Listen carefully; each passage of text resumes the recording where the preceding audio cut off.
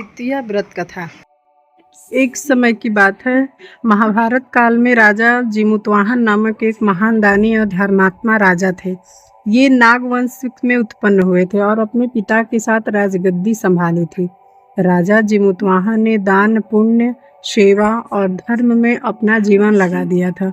एक दिन ये वन में घूमते हुए देखे कि एक वृद्धा सो रही है। पूछने पर उसने बताया कि वह नागवंश की है और उसके पुत्र की बारी आज है गरुड़ के भोजन बनने की।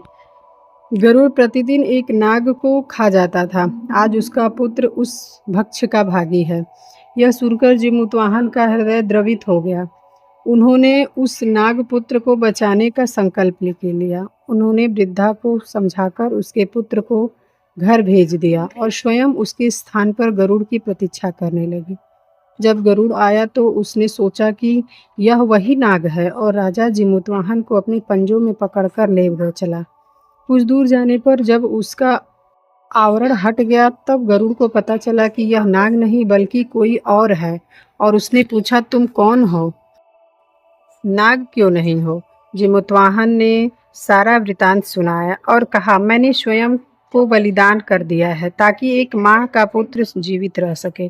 गरुड़ उसकी त्याग भावना और धर्मनिष्ठा से अत्यंत प्रभावित हुआ। उसने वचन दिया कि अब से वह किसी नाग को नहीं खाएगा और नागवंश को जीवन दान देगा। इस प्रकार जीमूतवाहन के त्याग और बलिदान से नागाकुल की रक्षा हुई। व्रत का महत्व। इस कथा से यह माना जाता है कि जो भी माताएं इस दिन श्रद्धा पूर्वक उपवास और पूजा करती हैं उसके पुत्र की आयु लंबी, निरोग और सुखमय होती है। इसीलिए इसे जीवित पुत्रिका व्रत का द्वितीय व्रत कहा जाता है।